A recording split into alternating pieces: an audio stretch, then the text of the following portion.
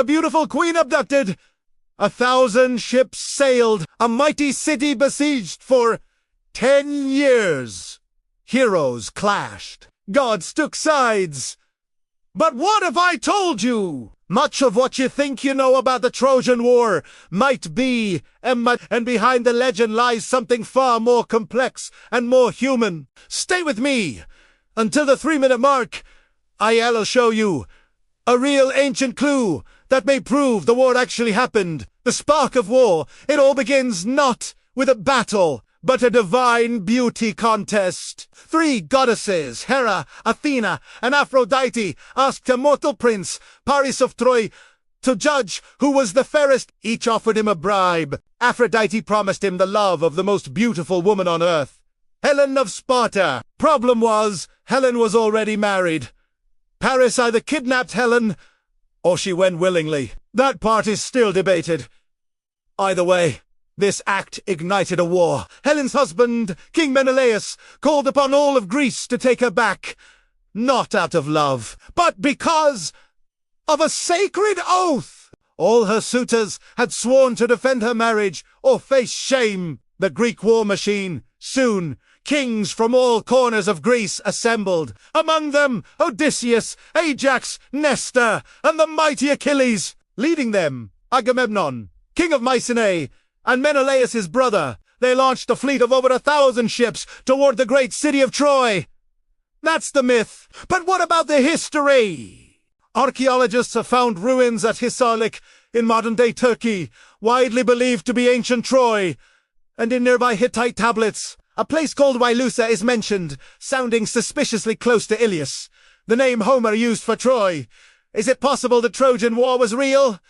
Just not the way we were told? Stalemate in tragedy, the war dragged on. Not days, not months, 10 years. Troy's massive walls held firm. The Greeks couldn't break through, so instead, they fought endless battles on the plains outside. Then came tragedy. Achilles, the Greeks' greatest warrior, refused to fight. Why? Because King Agamemnon insulted him by stealing a woman Achilles had claimed as a war prize. Pride over strategy. Ego over unity. So when Achilles' closest friend, Patroclus, entered battle in his armor,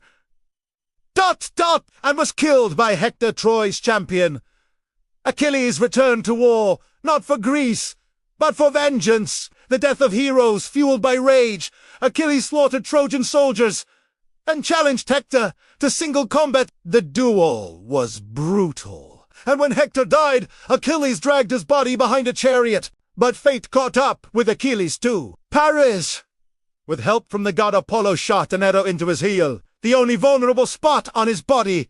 The famous Achilles' heel. Was he really invincible? Probably not. But the myth of the vulnerable heel has endured for thousands of years, because every warrior has a weakness. Even legends. The Trojan Horse. And then, twist. The Greeks built a massive wooden horse, left it outside Troy's gates, and pretended to sail away. The Trojans, thinking it a peace offering, dragged it inside. That night, Greek soldiers hidden inside the horse crept out and opened the gates for the returning army. Troy burned. But did the horse actually exist? Many scholars believe it was a metaphor. Maybe a siege tower, or a trick described in poetic form. There's no archaeological evidence of a giant wooden horse. But the idea of it, pure genius and unforgettable. Aftermath and legacy. Troy was destroyed. Its king, Priam, was killed. Its people enslaved or scattered. One Trojan prince, Aeneas, escaped and, according to myth, became an ancestor of the Romans. The Greeks returned home. But their troubles were just beginning. Odysseus was lost at sea for 10 years. Agamemnon was murdered at home. Victory didn't bring peace. Only more tragedy, and the war's legacy lived on, not just in history books, but in epic poems, dramas, operas, and films for thousands of years. What does history say? So what do archaeologists really know? Excavations at Hisarlik show multiple layers of cities, built one on top of the other. One of them, around 1250 BC, was violently destroyed. Burnt wood, collapsed walls. Arrowheads. Sound familiar? Hittite tablets even referenced a king of Wailusa and a foreign power called Ahiowa. Likely the Greeks, but there's no record of Helen. No wooden horse. No Achilles. Only scattered clues. Whispers from the Bronze Age, myth versus memory. So was the Trojan War real? Here's the truth.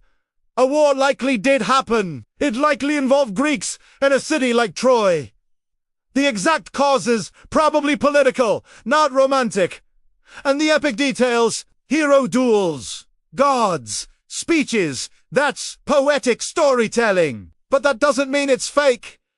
Myth is memory, shaped over time. It captures emotional truth, not literal fact. The people behind the legend. Think about the real people behind these stories. Hector, defending his city, knowing he might die. Achilles, broken by grief. Helen, blamed for everything yet with little say in her fate. Paris, making one impulsive choice that doomed thousands. They weren't gods. They were human, flawed, emotional, and unforgettable. Maybe that's why their stories still matter. Final reveal. The hidden evidence. Remember that real clue I mentioned? In the 1990s, archaeologists found Hittite tablets mentioning a city called Wailusa and a prince involved in conflict with Western kingdoms. Some believe this refers to Troy and perhaps even Paris or Priam. It's not definitive, but it's the closest we've come to linking myth with facts. So maybe the Trojan War wasn't a single battle. Maybe it was many remembered, retold, reshaped over centuries. A real war. A mythic war. A human war. That's the real story of Troy. Thanks for watching. If you enjoyed this story, hit like, subscribe, and tell me in the comments. Should we explore Odysseus' journey next? Or the tragic story of Aeneas? Let me know. And remember, legends survive not because they're true, but because they still speak to us today.